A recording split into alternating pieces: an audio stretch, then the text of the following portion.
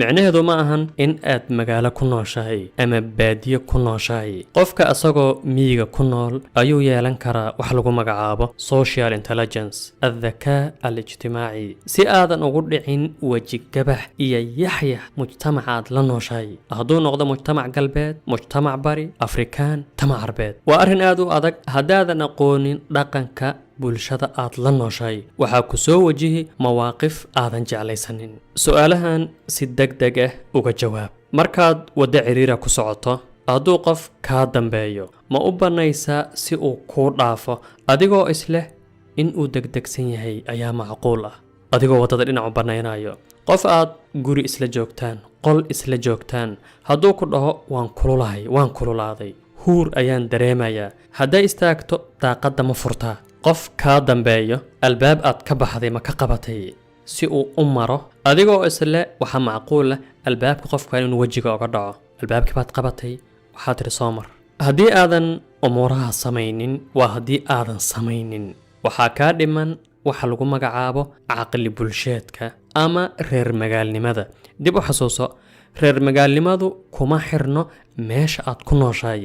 magaalo, tuulo ama miyi keliye. waa magacaan isleeyahay Soomaalidu way u yaqaanaan qofka dhaqan hagaagsan ku dhaqmo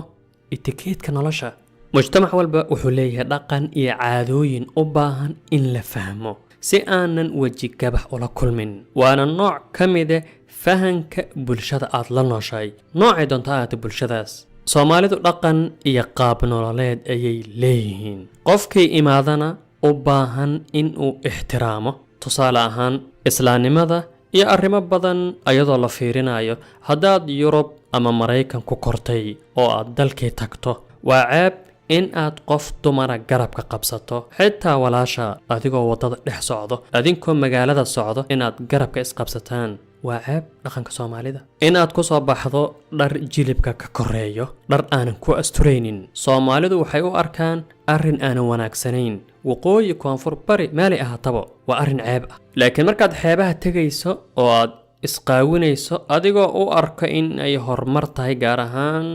dadka heesoo kale u arka arrinkan inuu horumar yahay, waxay ka dhigan tahay in aadan ixtiraamaynin, wax qiimeena aadan u haynin dhaqanka Soomaalida. mujtamaca dhaqankiisa, malaayiinta Soomaalida dhaqankooda inaadan qiimo siinaynin ayay ka dhigan tahay. Yurub iyo Maraykan markaad joogtay, waad ixtiraami jirtay dhaqankooda adigoo u arka reer magaalnimo iyo horumar. laakiin markaad imaaday ama aad joogtaba oo aad ku dhaqmayso wax ka baxsan dhaqankooda, taas waxay ka dhigan tahay in aadan ixtiraamaynin. dumarka in ay madaxa banaystaan, haddii aad galbeedka ka imaadi ama meel kale ka imaadi oo aad madaxa banaysan jirtay, waa mid adig khusayso, aad madaxa banaysan jirtay. Soomaalidu ceeb ayay u arkaan, waana qasab in aad ixtiraamto dhaqankooda iyo diintooda. qodobkana isla fahanno sida ay u ixtiraamaan dhaqanka galbeedka markay halkaas tagaan. waa arrin muhiim ah. Soomaalidu dhaqankoodu ma ahan dhaqan dambeeyo oo aad isleedahay midkaas aan keensaday ayaa ka fiican. maya, Soomaalidu dhaqan bay leeyihiin, waxbay ceeb u arkaan, waxna way u wanaagsan yihiin. markaad imaado waa inaad qadarisaa, waa inaad qiimaysaa. qof Soomaali ah oo ku sugan Finland, waqooyiga Yurub, ayaa ka sheekeynayay Soomaalida markay tagaan Finland oo kale oo ayna dhaqanka aqoonin, inay la kulmaan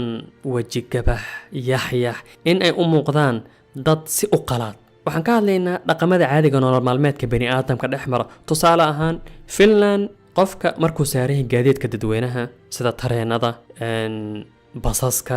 metroga dhulka hoos maro, in uu kor u hadlo waa ceeb. dadku inta badan way aamusan yihiin, deganaan guud baa ka jirto. inaad taleefon ku hadashood kor u hadasho waa lagu soo fiirfiirin, si weyn baa weliba lagu soo fiirin. muuqaalkaadana ma ahan mid qurxanaanaya markaas 100 qof markay ku soo fiiriyaan, taasoo ah adigoo maskaxdaada adeegsanaya in aad fahanto arrinkan inuuna kugu dhicin, in uun arrinkan kugu dhicin ood ka sii feejignaato. waxaa ka mid ah caqli bulsheedka loo baahan yahay in aan fahanno. inta badan dadku way yaqaanaan, laakiin maadaama aan mawduucan ka hadlayno, yalla aan sheegno. markaan ku jirno meelaha wax laga cuno, hoteelada iyo maqaayadaha, in aan qufacno annagoona hoos fiirinaynin, afkana wax saaranin, in aadan halaaqoonin, hindhisoonin, adigoo toos u fiirinayo. dadka waa meel xasaasi ah natiijooyin aan wanaagsaneyn ayaa ka dhalan waliba baryahan fayruska laga baqaayo meel wax laga cuno dad ku dhex hindhisooto waa xaalad adag aqoonshiyaha umuurahan oo kale waxay ka kaalmeynaysaa sida aan sheegnay in aadan la kulmin weji gabax aadan u muuqanin qof qalaad inaadan u ekaanin ribaadi ah runtii waa qawaaniin bulsheed aanan qornayn fahankooduna muhiim yahay si ay noloshaadu u noqoto mid fudud kana fog si xun inay wejiyo aadan aqoonin kusoo fiiriyaan ayagoo leh qofkan muxuu ahaa adeegsi xumada caqli bulsheedka waxay keeni kartaa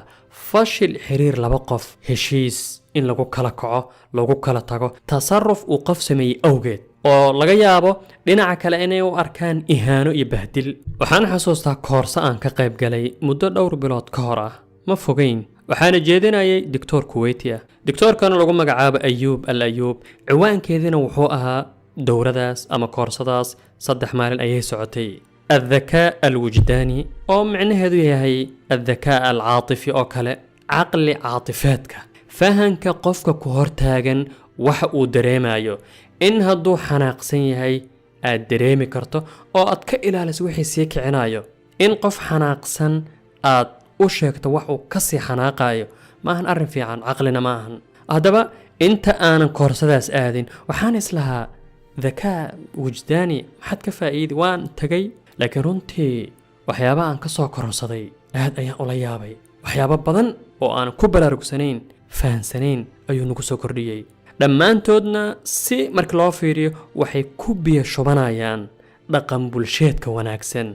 iyo fahanka mujtamaca aad la nooshahay waxaa jirta sheeko Japan ka dhacday oo netka lagaga hadli jiray muddo aan fogeyn ganacsade weyn oo lagu magacaabo Kyoto ayaa la kulmay nin buu la kulmay kulan ganacsi dhex maray laakiin Kyoto waqti badan ayuu qaatay oo waqti aad u badan ay meesha fadhiyeen haddaba ninkan wuxuu rabaa inuu u sheego in waqti badan uu qaatay laakiin si murgaxan inuu ugu sheego ma rabo wuxuu adeegsaday caqli bulsheedka ama reer magaalnimada aanan labadoodaba waji gabax ku keenaynin taasoo ah in uu ammaanay saacadda uu ninkan xiran yahay oo yiri saacad qaali ah aad u qurxan ayaad xiran tahay waan ka helay waana arrinka keenay in uu ganacsadahaas Japaneeska saacadiisa fiiriyo ogaadana in uu waqti badan qaatay si wuxuu ku fahansiiyay caqli ah oo aanan ahayn si murgaxan Kuuriyada Waqooyi tusaale ahaan dadka booqda inta aanan aqoonin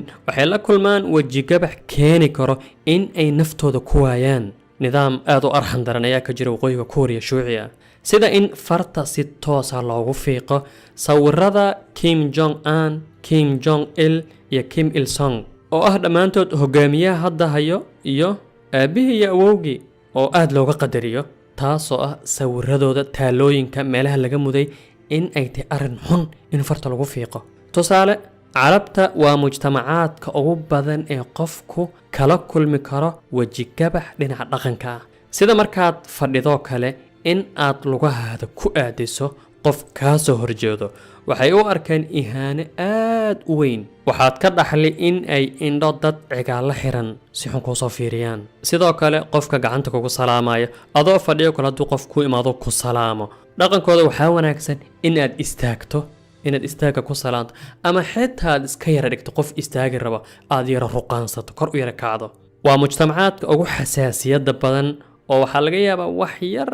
in ay u arkaan inaad bahdilayso ama ihaano uu ibahdilay waa dhaqankooda ceeb ma aha dhaqankooda ayaa sidaas haddaad la nooshahay waxaa lagaaga baa inaad fahanto waxaa ka mid ah caqli bulsheedka fahanka waxaa lagu magacaabo luqatul jasad inaad akhrin karto cabiraada indhaha sunniyaha kore dhoolla cadaynta madax ruuxidda waxyaabahaas oo dhan waa inaad fahmi karto waana anti dhooranimada lid ku ah waxaa lagu magacaabo dhooranimada inaad fahmaysaan in kala ma aqaano dhooranimo inaad dhooran noqonin oo aad noqoto qof shaxshax ah dalka Japan waxaa ku yaala macahad dhan oo lagu barto hab dhaqanka kaliya si aadan ugu dhicin mawaaqif xunxun si aadan waji gabax wala kulmin sida kulamada shaqooyinka mujtamac markaad la kulmayso qaabkaad u dhaqmi lahayd waxaan filayaa ilaa xad in la fahmay mowduucan ka hadlaya wuxuu yahay si guud ahaaneed waxaan rajaynayaa